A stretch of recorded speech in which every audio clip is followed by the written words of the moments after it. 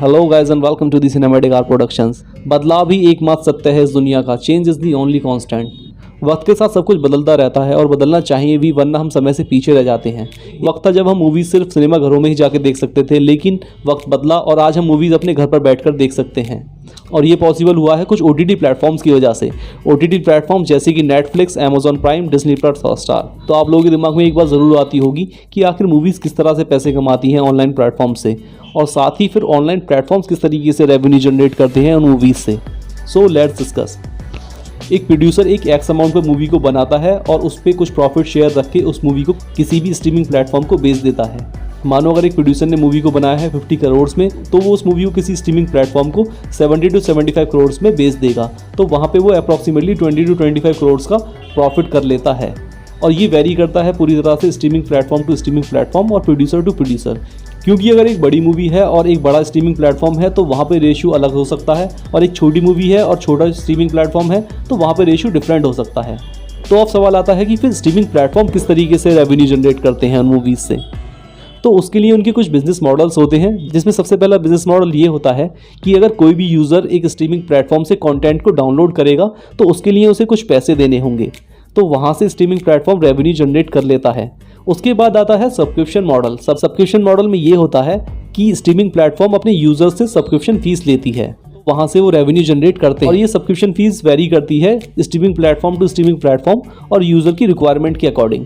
मतलब कुछ subscriptions weekly भी होते हैं, मंथली भी होते हैं और ईयरली भी होते हैं। और इसके बाद एक तरीका ये भी होता है कि स्ट्रीमिंग प्लेटफॉर्म्स एड्स के थ्रू पैसा कमाते हैं। मतलब कि OTT प्लेटफॉर्म्स पर कुछ कंटेंट फ्री में भी अवेलेबल होता है यूज़र्स के लिए, लेकिन उस कंटेंट के बीच में यूज़र्स को कुछ ऐड देखनी होती हैं, और उन एड्स को रन करने वाली एडवर्टाइजमेंट कंपनीज OTT प्लेटफॉर्म्स को पैसे देती हैं। तो वहाँ से भी उनका रेवेन्यू जनरेट हो जाता है। ये मॉडल कुछ यूट्यूब से मिलता जुलता है। एक रिपोर्ट के according Disney plus Hotstar India की नंबर 1 स्ट्रीमिंग प्लेटफॉर्म है, thanks to its cricket premieres. Disney plus Hotstar है 51 मिलियन सब्सक्राइबर्स। और उसके बाद दूसरे नंबर पर आता है Amazon prime with 22.3 million subscribers. और इसके बाद तीसरे नंबर पर है नेटफ्लिक्स विद 6.1 मिलियन सब्सक्राइबर्स। तो अगर डिज्नी प्लस हॉटस्टार के 51 मिलियन सब्सक्राइबर्स हैं और वो अपने एक यूज़र से 200 रुपीज़ चार्ज करता है मंथली, तो उसका मंथली रेवेन्यू हो जाता है 1000 करोड़, जो कि साल का हो जाता है 12,000 करोड़। मतलब लॉट्स ऑफ मनी। और यहाँ मैं आपको ये भी बताना चाहूँगा कि कुछ स्ट्रीमिंग प्लेटफॉर्म्स जैसे कि नेटफ्लिक्स और अमेजॉन प्राइम कंटेंट को खरीदते तो हैं ही, साथ ही वो कंटेंट प्रोड्यूस भी करते हैं, तो जिससे कि उनकी कॉस्टिंग कम हो जाती है और प्रॉफिट शेयर्स बढ़ जाते हैं। मतलब एक मूवी को ऑनलाइन रिलीज करने में प्रोड्यूसर और OTT प्लेटफॉर्म दोनों का ही फ़ायदा होता है। तो यहाँ पे सवाल ये भी आता है कि अगर प्रोड्यूसर का इतना ही फ़ायदा है तो सभी प्रोड्यूसर्स अपनी मूवीज़ को ऑनलाइन ही क्यों नहीं रिलीज़ कर देते हैं।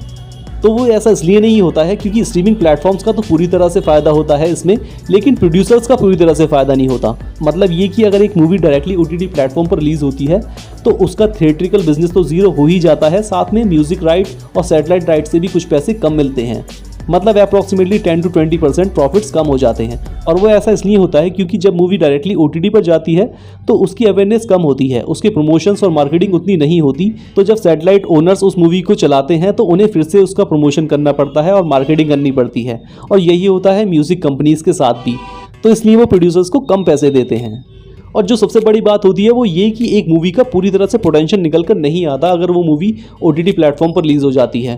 मानो अगर द कश्मीर फाइल्स और कार्तिकी 2 ऑनलाइन रिलीज़ हो जाती तो क्या वो इतना बवाल कर पाती, और अगर शेरशाह जैसी मूवी थिएटर्स में आती तो उसका कितना अलग इम्पैक्ट हो सकता था। और जो सबसे बड़ी बात है वो है इज्जत। मतलब मूवीज़ थिएटर्स के लिए बनी है, उन्हें सिर्फ थिएटर्स में ही एक्सपीरियंस किया जा सकता है।